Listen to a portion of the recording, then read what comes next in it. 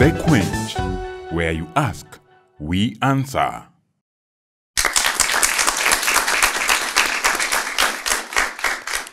Now we'll start off by answering a quite obvious questions that we have been asked. Is it okay to kiss in public? And Felix had really put forward that he wanted to know, is it a yes or a no question? And when is it okay and when it's not okay? So I'm going to start with Pastor Kimani, because Pastor Joseph had said yes and no, he was not. As he's collecting his thoughts, tell us, what do you think, very briefly? Okay, thank you. As we said that love is highly contagious and enthusiastic. The moment it cohabits or inhabits in somebody, and then you start sharing to somebody, then by virtue of either touching or even some are attracted either by facial expression. Due to that, I think the best thing to avoid, because the general public and somebody outside there wanted to express the same. To avoid that as a matter of copying and emulating what somebody else is doing, the best thing is to do, avoid doing it public if you are a couple. Avoid the public display of affection. In couple.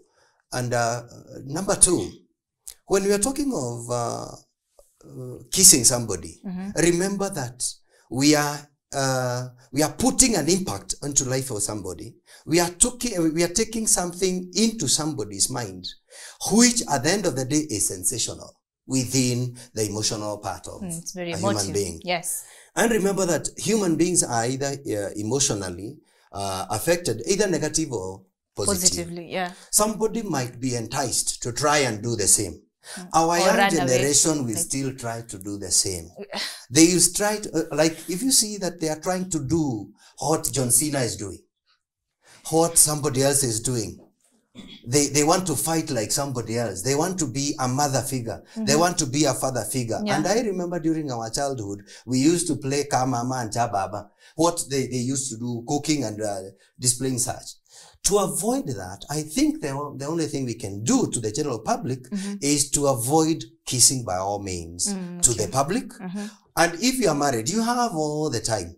And once you get married, you'll have all your time to engage into everything that you want.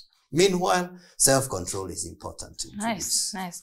I think, Felix, you got your question answered, but I also want Pastor Joseph to give us his views. Public, to do it. If you are a couple, we have said, if you're a young couple, abstain from it. But if you're a young married couple, Felix, I think I had answered. I said, when I said yes or no, I said the one yes was the clergy permission. When you may now kiss the bride. You may now kiss the bride, yeah. But the others, please, as I said earlier, you will have, I'm telling you, you will have all the time. Have all the time. You have been threatened. You will have all the time. My name is Melissa, and my question was, I actually have two questions. So my first question was, since, okay, I understand that kissing for like young Christians, even couples who are dating, is wrong. I don't see how it is like biblically wrong to try eradicate the whole kissing scene, even in married people in public, because if you like make it like clean in the streets that people are no longer kissing outside there, there's still, you know, soaps and whatnot that people get to see such things, and it's out there. You can't like eradicate it from the people seeing it. It still exists in one way or another. Or another. Thank you. My name is Victoria Irene. I'll try to answer her in a way. It's okay. We are all Christians, and you have a role as a Christian, as a saved Christian.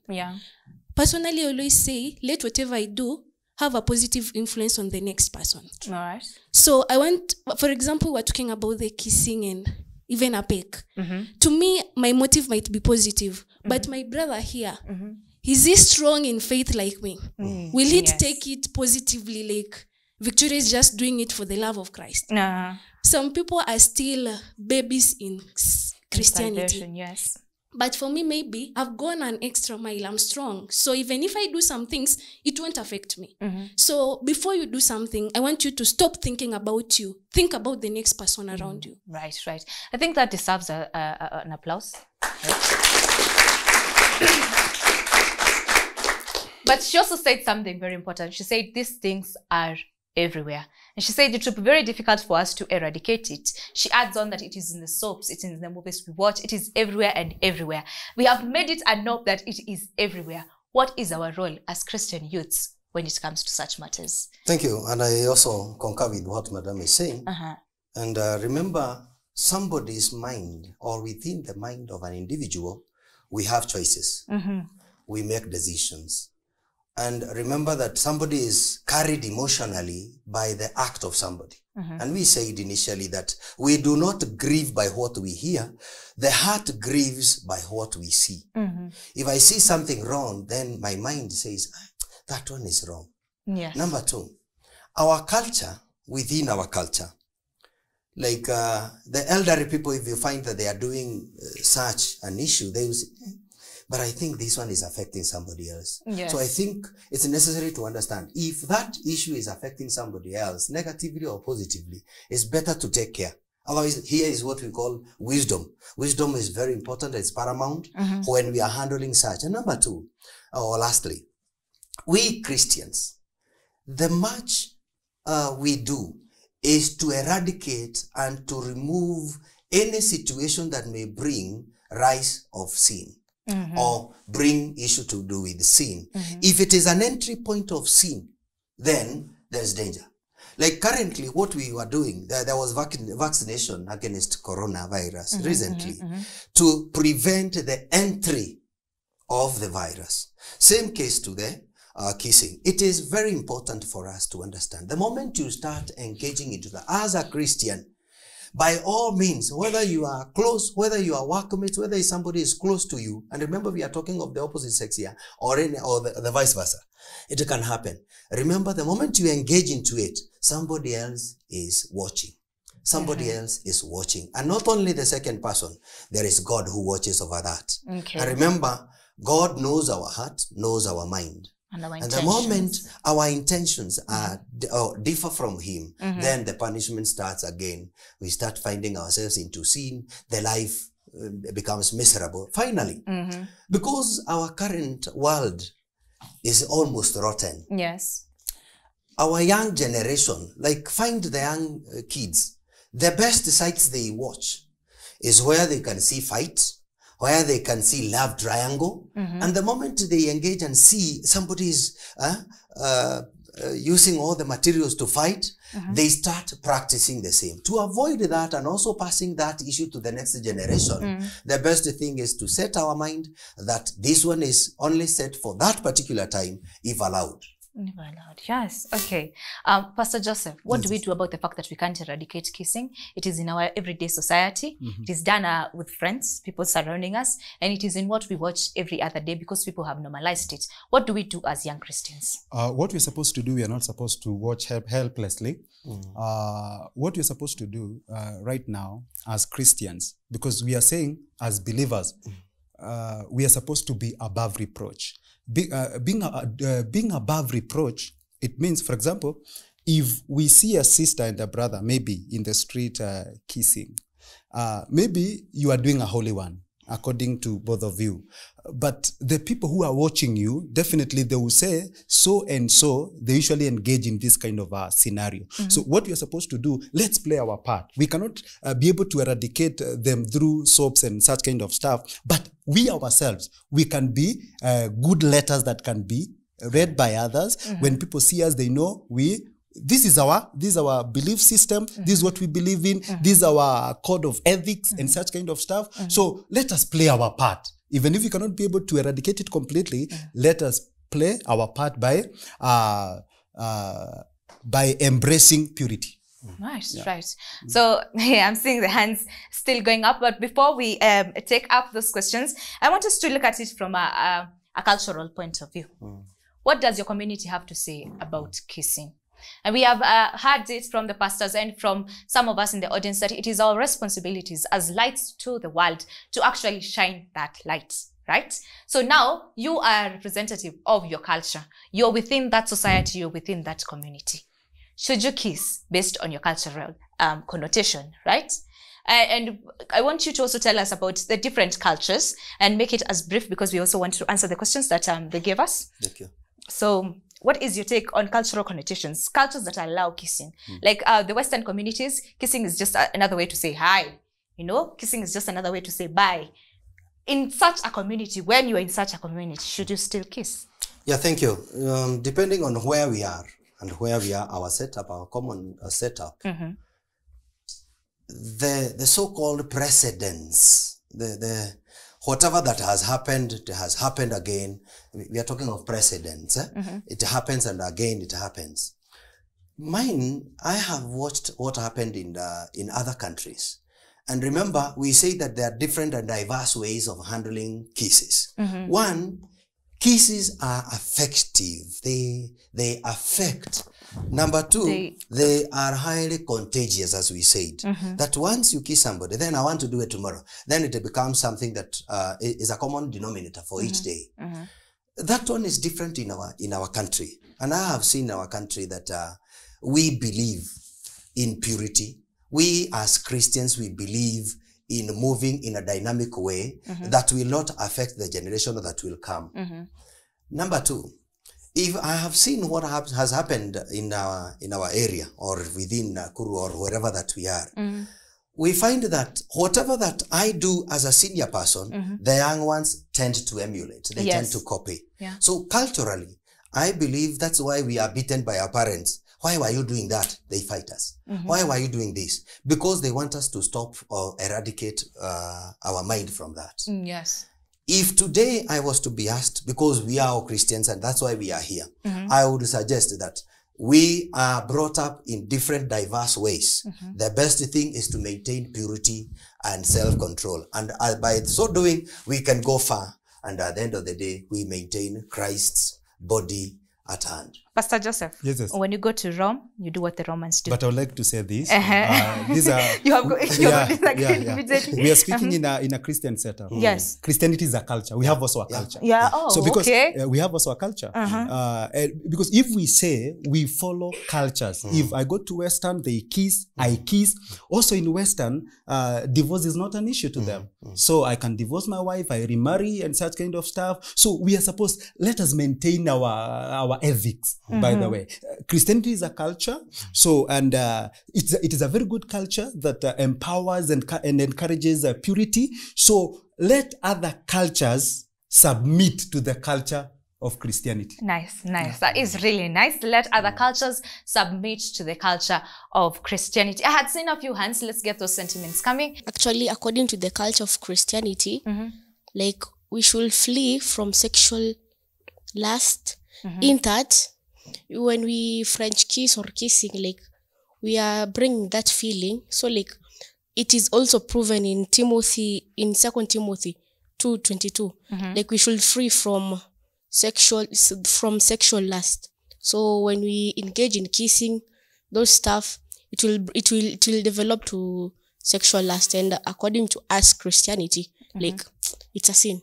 It's a sin. According to Wimsey, it's a sin. And she says, flee from sexual lust. And she says, kissing brings sexual lust. Anne Kaleku. And I see that it is nice that when you go where you should follow the culture of the people. When you go where the kisses is a sign of greetings, you should do so. You should do so. Kiss. When you go to where people are kissing to greet each other, you kiss. Yeah. According to me, you say when we go to the Romans, we do what the Romans do. So you have convinced me now that kissing is wrong. I know it's wrong. I am a Christian. I have these cultural beliefs. I'm in a Christian culture, but I go to the Romans and everybody around me is kissing. Like it's like a normal thing. Obviously, the bad company is gonna corrupt my good morals. Yeah. I'm asking of practical means that can help me, who is surrounded by people who are doing wrong, to actually stand out. Yeah, how can you stand out? Okay. So we've gotten to sentiments that I would like you to address before we go on. And the first one is, when you go to Rome, do what the Romans do. It is what the Romans are doing. There's that culture that you have to respect their culture. And then there's the question of what makes you stand out as a Christian. What can you do to build those boundaries around you so that you can stand out as a young Christian when everyone else is kissing? I start with Pastor Joseph. Okay. I think let me say this. Even if I've gone to Rome and everybody is kissing, number one, is kissing everybody health-wise okay? Because maybe somebody has wounds around here that are bleeding, and then I go, because it's cultural, I go kissing in somebody, you know, surely, I think I'll stand with my own principles. Even if I'm in Rome and everybody is kissing, I'll greet somebody. You come, I say, I'm okay, I greet you. Even Mokorinos are still there and they don't greet people. So what I would like to say, let your culture. Why is your culture being affected by the culture of Rome? Why is not the culture of Rome being affected by your culture? So as for me, I'll still stand with my own principles. Even if I'm in Rome, I'm in Canada, wherever I will be, I'll stand with my own principles. And just before we go to Pastor Kimani, what are those things that can make you stand out? What is it that you can do to ensure that you stand out when everyone else is kissing? Because there's a lot of peer pressure. Let's call it what it is. There's a lot of peer pressure. So tell us, what is that thing you can do to stand out as a Christian?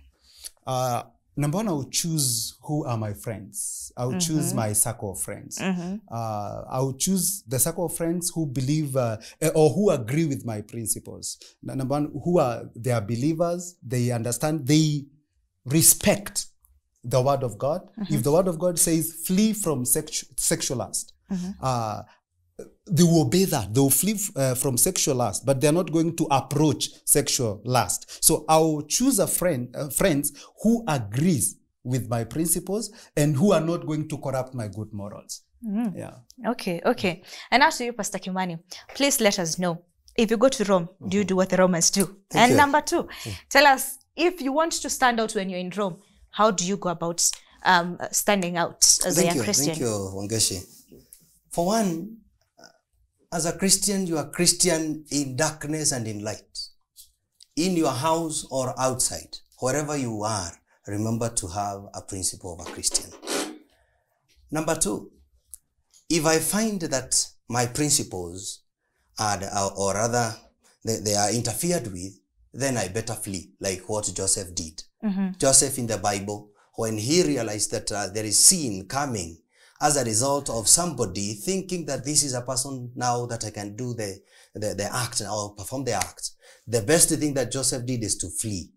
My advice is, or my word, wherever you are, think of the main concept of being a Christian is to please the will of God and to do the will of God. Whether you are in darkness, whether you are in the light, whether, like personally, I am alone here. My wife is not here. I have an obligation and I have a way that I have to protect my integrity. I have to protect my Christianity. I think the whole thing is understand what is your calling? To please and to do the will of God, not to do anything else. Otherwise, if you have the opportunity and then you start doing that, then sin is calling.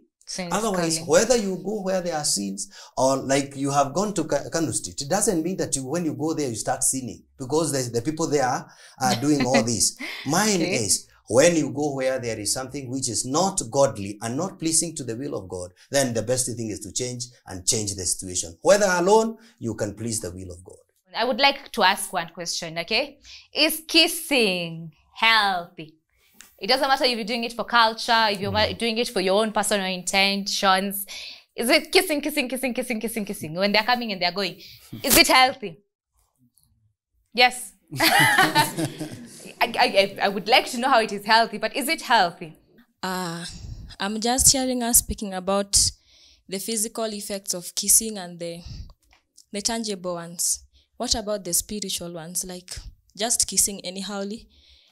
Kissing one another, like what's the spiritual effect of the same?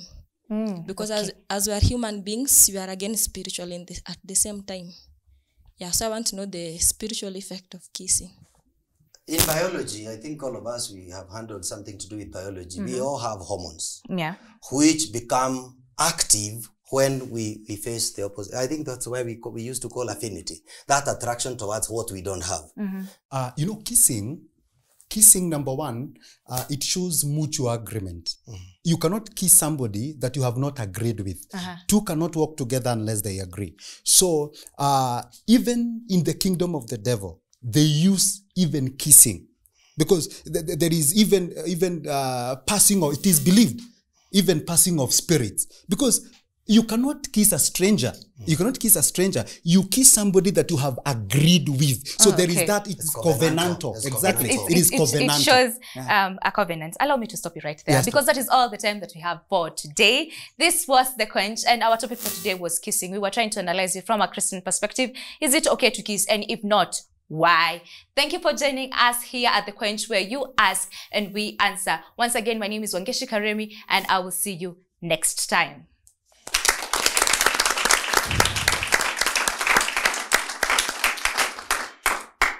The Quench, where you ask, we answer.